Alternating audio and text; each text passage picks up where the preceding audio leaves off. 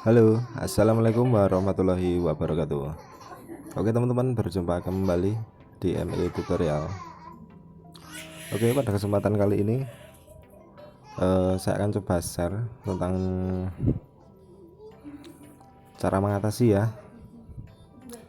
mengatasi tombol back dan tombol reset tidak berfungsi pada HP Samsung setelah ganti LCD ya. Jadi kebetulan ini saya baru beli LCD Samsung J5 10 ataupun J5 2016. Ya pasti di saat kita membeli LCD ya, terutama pada HP ataupun untuk HP Samsung, itu pasti ada rasa yang berbeda ya teman-teman. Karena nanti tidak menutup kemungkinan itu masalah baru itu pasti ada.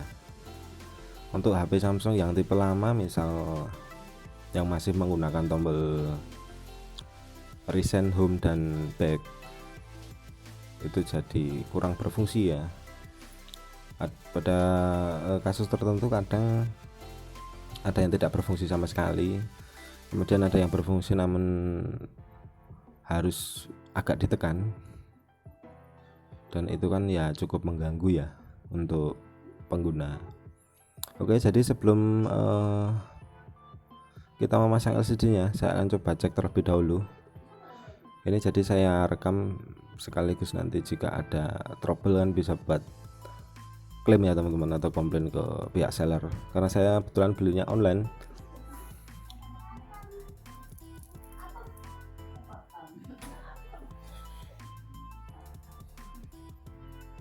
Dan untuk harga LCD ya teman-teman bisa cek di toko online, banyak di Shopee, Lazada ya. Kalau saran sih cari yang ratingnya bagus ya teman-teman. Semoga aman. Oke, untuk tampilan LCD aman, nampaknya nggak ada garis ataupun yang lainnya ya. Kemudian untuk fungsi touchscreen juga berfungsi di semua sisi.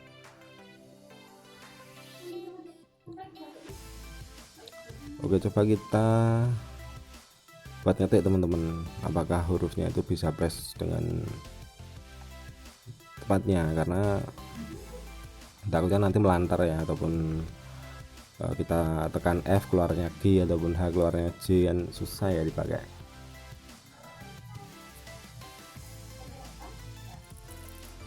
Oke, kita coba tombol back. Sampai di sini nggak berfungsi teman-teman tombol backnya. Ini mau kembali tapi saya nekannya itu agak nekan banget. Tombol resetnya pun juga sama. Nah, ini yang jadi permasalahan umum pada LCD Samsung tipe lama. Kalau untuk tipe yang baru itu beda teman-teman, kadang LCD nya terlalu tebal sih, biasanya seperti itu kalau untuk yang orinya AMOLED ya. Tergantung kita beli LCD nya juga ya untuk kualitas, karena LCD itu kualitasnya juga beda-beda, ada yang ori, ada yang macam-macam lah, ada Crown, ada Intel dan lain sebagainya. Oke, kita copot dulu mesinnya teman-teman supaya lebih mudah.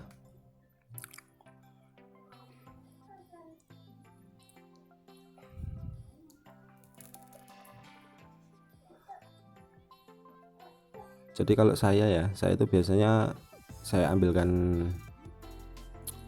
kuningan rokok ataupun aluminium dari rokok ya, terus kita lipat seperti ini ya, kira-kira supaya tombol home itu tidak terlalu ke dalam, karena untuk ketebalan LCD original dan KW itu jelas berbeda ya.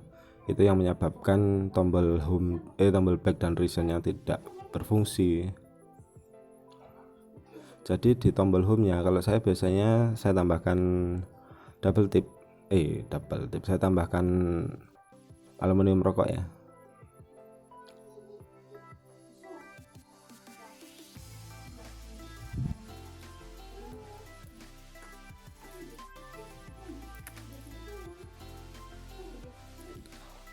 Jadi hanya fokus di tombol back dan recent saja teman-teman, yang kita tambahkan aluminium dari rokok.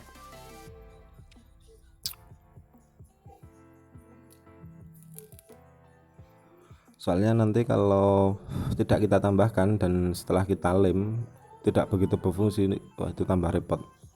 Kita harus lepas lagi LCD nya, ataupun kita harus angkat sedikit ya bagian bawah. Padahal untuk kualitas kekuatan LCD KW itu tahu sendiri ya, biasanya mudah pecah. Oke, lanjut kita lepas dulu plastik di bagian belakang dan segel. Jadi kalau sudah lepas segel seperti ini, biasanya seller sudah tidak garansi ya teman-teman, tapi tergantung sellernya juga. Tapi di pengaturannya tuh ya teman, di perjanjiannya itu kayaknya udah nggak garansi. Kemudian kita cek di fleksibel bagian bawah apakah terdapat ground. Jadi ground itu adalah kuningan ya, kalau ada kita tutup solasi karena takutnya ngeground dengan bagian belakang LCD. Itu kadang menyebabkan layar mati atau touchscreen ghost ya, karena tidak ada ground. Jadi langsung kita solasi, kita tutup di IC touchscreen dan soket LCD soket touchscreennya, karena di situ terdapat kapasitor supaya tidak ground dengan body ya. Kemudian tombol home jangan lupa.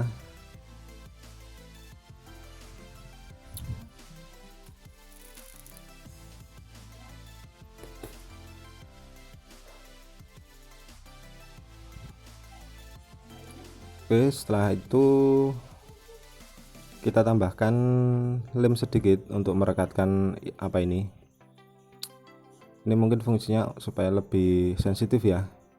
Kita pindahkan di atas aluminium rokok. Kemudian untuk resinnya juga sama ya, jadi kita pindah supaya pas. Kadang kalau masih terpasang di LCD seperti ini belum tentu pas teman-teman. Itu pada kasus di lapangan sih seperti itu. Jadi yang saya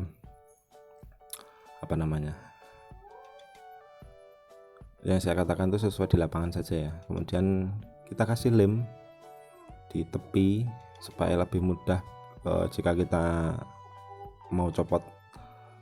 Ya mungkin besok lain waktu ada suatu hal yang menyebabkan kita harus melepas kembali LCD ya, untuk servis apapun itu. Oke, kemudian samping. Jadi kalau untuk bagian atas bawah itu saya agak tambahin lemnya ya, karena tahu sendiri untuk LCD Samsung itu cukup tebal. Kemudian tinggal kita presisikan.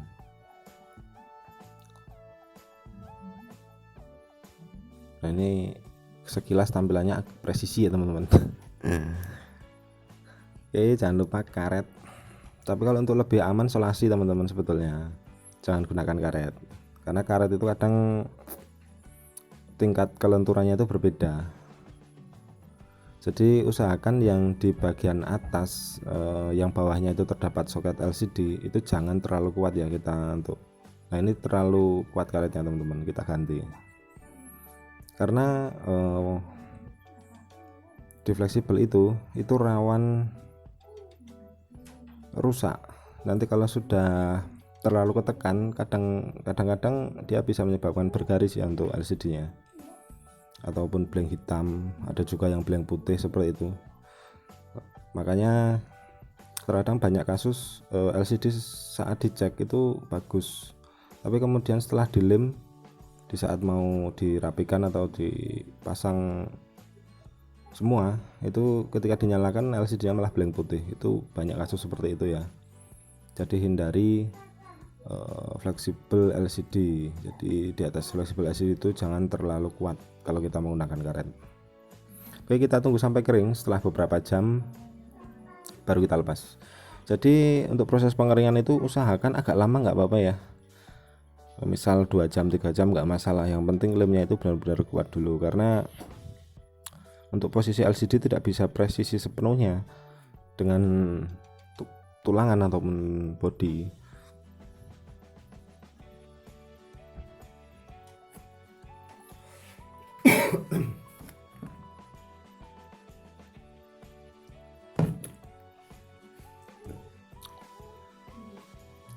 Oke, sambil saya rapikan untuk tombol home, karena ini cukup lama teman-teman nunggu LCD-nya datang. Ya nggak terlalu lama sih, 3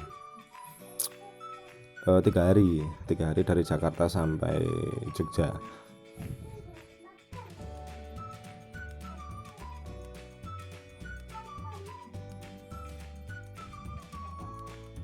Menurut saya ini untuk sellernya cepat. Waktu itu siang saya order, sore langsung dikirim, dan selang 2 harinya sampai.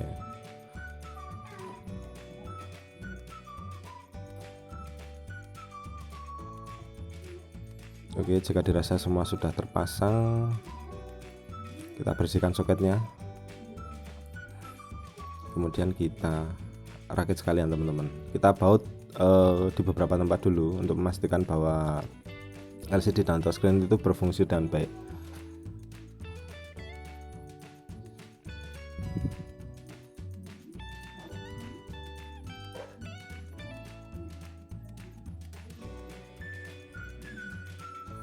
Terutama di bagian tombol ya, itu pinnya jarang nyambung. Kalau tidak kita baut, kita tekan tombol power nggak nyala ya.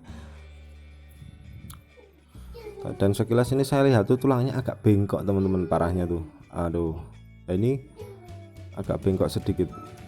LCD-nya sudah dipasang yang KW, tambah-tambah tulangnya agak bengkok.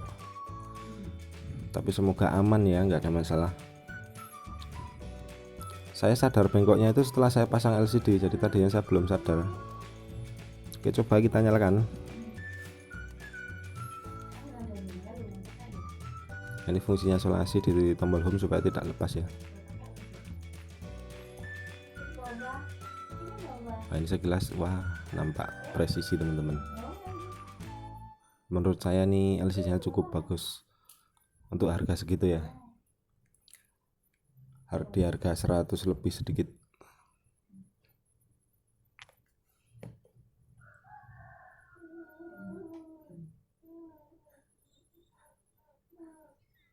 Oke, kita coba touch screen-nya. Alhamdulillah tampilan aman ya. Kontras berfungsi. Kita coba buat ngetik dulu teman-teman, takutnya nanti ngacak ataupun gostok ya. Jika masih belum yakin, bisa dikaretin lagi atau isolasi lagi supaya benar-benar kuat dulu, nanti baru dilakit semua. Oke, dan nampaknya touchscreen aman. Kita coba tombol kembali ya, enak ya tombol kembalinya. Kemudian tombol reset juga berfungsi teman-teman. Oke, mungkin sekian dari saya, semoga bermanfaat. Wassalamualaikum warahmatullahi wabarakatuh.